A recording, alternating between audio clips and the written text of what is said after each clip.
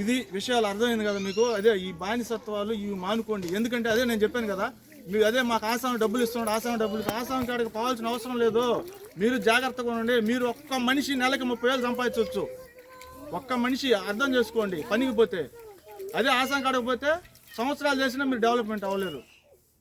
అంటే ఏంది తక్కువ కూలి అనమాట. అదే బయటికి వెళ్తే మీ ఆసాం ఏం చేస్తాడు, మీరు 200 రూపాయలు ఇస్తాడు. అదే బయట పోతే 1000 రూపాయలు తెచ్చుకోవచ్చు. ఇది నీకు ఒక ఇల్లు ఇప్పిస్తే ఒక సంతోషం, నీకు ఒక పింఛన్ ఇప్పిస్తే ఒక సంతోషం. మేము ఇచ్చిన బియ్యం ఉన్నాయి, ఇప్పుడు ఆ కాగితం కూడా ఉండదు. అది కాదు సమస్య. ఇప్పుడు ఆ పెద్ద రోడ్లు చెప్పగలిగిన వాళ్ళు ఇప్పుడు నీళ్ళు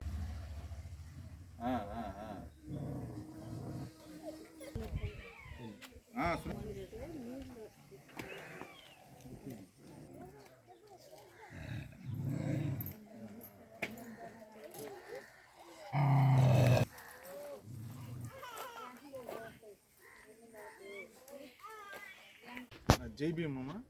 నా పేరు సౌటూరు సేనయ్య. యానాది మహానాడు నెల్లూరు జిల్లా అధ్యక్షులుగా పనిచేస్తున్నాను.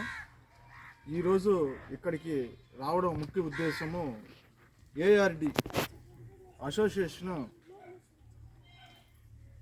నెల్లూరు జిల్లా డెవలప్మెంట్ అంటే మన నిరుపేద యానాదులు గిరిజన సంఘాలలో ఎక్కడెక్కడ ఉంటారు, వాళ్ళకి సమస్యలు ఏమున్నాయి, ఆధార్ కార్డులు, రేషన్ కార్డులు, హెల్త్ కార్డులు ఇవి ఉన్నాయా లేవా, వీటి వల్ల ఎటువంటి సమస్యలు వస్తున్నాయి, ఒక ఆధార్ కార్డు లేని వల్ల ఎన్ని సమస్యలు వస్తున్నాయి ఒక మనిషికి.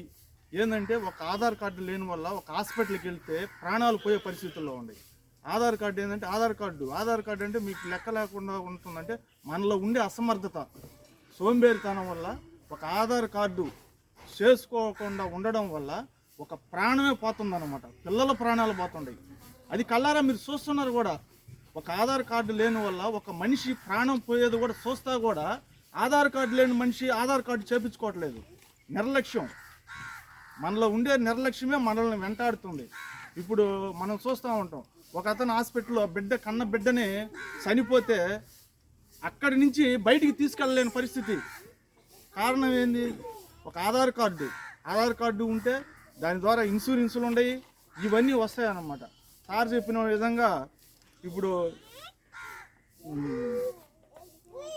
ఇది జీవనోపాధి, ఇది ప్రధానమంత్రి ఇది వస్తాయి కదా మామూలుగా ఇన్సూరెన్సులు, ఈ విధంగా రాష్ట్ర ప్రభుత్వం వచ్చే ఇన్సూరెన్సులు, ఇవన్నీ తెలుసుకోవాలి. మనం తెలుసుకొని వాటిపై దృష్టి పెట్టుకుంటే మనకి అన్నీ అందుబాటులో ఉంటాయి అన్నమాట.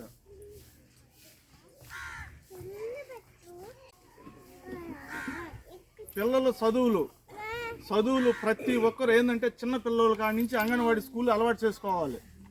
అలవాటు చేసుకుంటే వాళ్ళకి ప్రభుత్వం ఇచ్చేది ఏంటి, అన్ని శక్తి పదార్థాలు ఇస్తున్నాయి వాళ్ళకి. అవన్నీ వాళ్ళకి అందేట్టుగా చూసుకోవాలి మీరు. అది మీరు పంపించకుండా మీ ఇష్ట ప్రకారం మీరు పనులకు వెళ్తూ ఉంటే వాళ్ళల్లో శక్తి తగ్గిపోతూ ఉంటుంది. వాళ్ళకి భవిష్యత్తు అనేది లేకుండా పోద్ది. రేపు మీ భవిష్యత్తు కూడా లేకుండా పోద్ది. ఆ పిల్లలు అనేవాళ్ళు ఒక భవిష్యత్తుగా పెద్దోళ్ళు అయితే మీకు వాళ్ళు ఉపయోగపడతారు. అంటే మీరు ముసలితనం వచ్చినప్పుడు వాళ్ళు మిమ్మల్ని చూసుకునేదానికి ఉపయోగపడతారు. మీరు వాళ్ళనే శక్తి లేకుండా వాళ్ళని చదివించకుండా వాళ్ళని అనామకుని చేసేసి మీరు ఒక ఈదునిగా పడిపోయేటట్టుగా చేస్తే రేపు మీకే భవిష్యత్తు లేకుండా అవ్వద్ది. అంటే మీ పిల్లల్ని మీరు పట్టించుకోకుండా, ఇప్పుడు ఈరోజు మీ పిల్లల్ని పట్టించుకోకపోతే వాళ్ళని స్కూల్కి పంపించకుండా ఉండి వాళ్ళు కనీసం టయానికి ఫుడ్ కూడా పెట్టలేని పరిస్థితులు మీరు ఏంటంటే ఆ టీవీలలో లేకుంటే సీరియల్లో లేదంటే మీ పనులు ఏదో చూసుకుంటున్నారు తప్పనిచ్చి పిల్లల్ని కూడా పట్టించుకోలేని పరిస్థితుల్లో మనోళ్ళు ఉండరు. ఇప్పుడు దానివల్ల ఏమవుతుంది, వాళ్ళ ఆరోగ్య పరిస్థితులు వస్తుంది, దానికి మళ్ళీ హాస్పిటల్లో పెట్టుకోలేని పరిస్థితులు. ఈ విధంగా చాలా నష్టపోతున్నాం అనమాట. ఏంది, మన యానాదులలో చైతన్యం లేని వల్ల.